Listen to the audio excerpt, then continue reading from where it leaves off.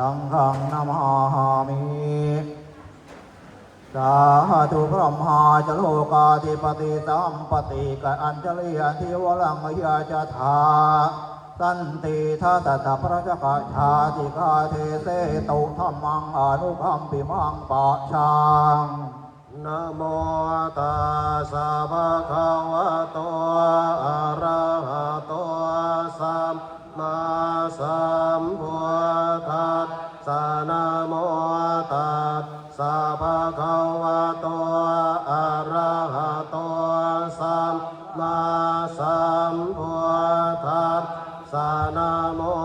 ตัสสะภะคะวะโตอะระหะโตสัมมาสัมพุทธั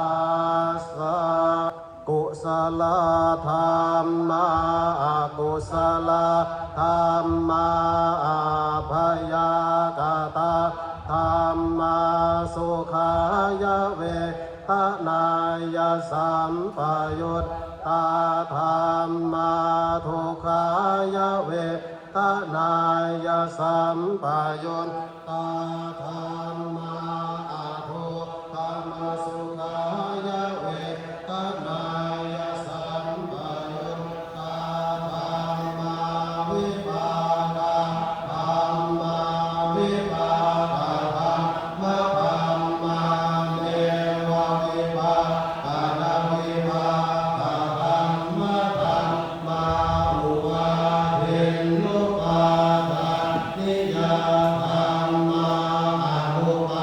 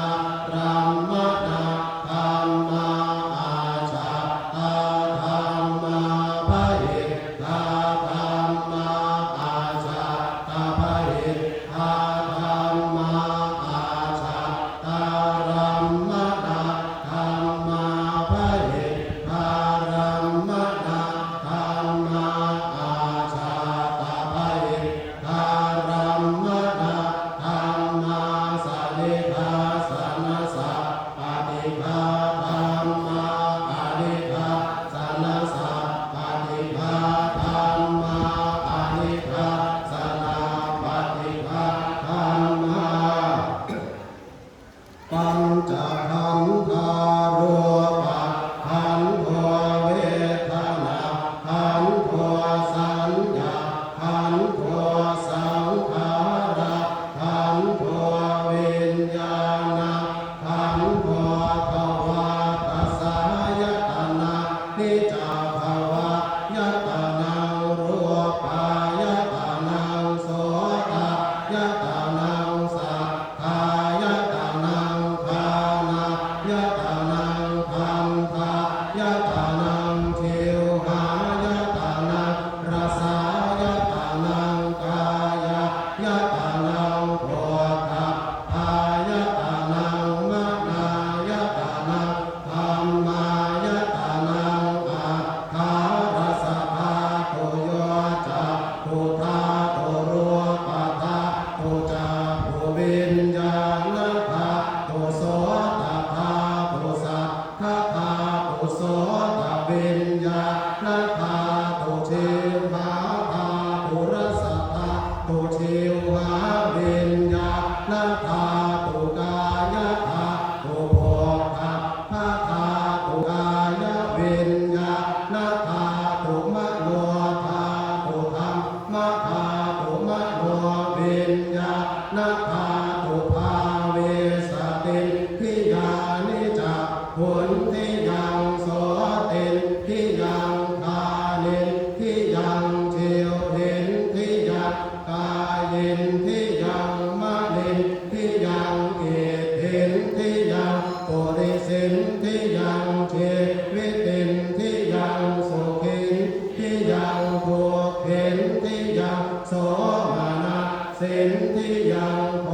มานะสินทิยังอุเบกขินทิยังสัพพินทิยังวิริยินทิยังสตินทิยังสมาธินทิยังปัญญินทิยังอนัญญตัญญาสามีติทิยังอัญญินทิยังอัญญาตาวินทิยังจัตตาริอริยสัจจานิทุกขังอริยสัจจังทุกขสมุทัยโยอริยสัจจังทุกขนิโรธโอริยสัจจังทุกขนิโรธกามิเนปฏิปทาอริยสัจจังเหตุปัจจโยอธิปติปัจจโยอนันตรปัจจโยสมนันตรปัจจโยสหชาตปัจจโยอัญญมัญญปัจจโยเนสยปัจจโยอุปเนสยปัจจโยปุเรชาตปัจจโยปัจฉาชาตปัจจโยอาเสวนปัจจโยกรรมปัจจโยวิภากปัจจโยอาหารปัจจโยอินทรียปัจจโยฌานปัจจโยมรรคปัจจโย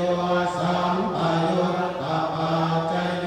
วิปยุตตปัจจโยอธิปัจจโยนาธิปัจจโยวิคัตปัจจโยอวิคัตปัจจโย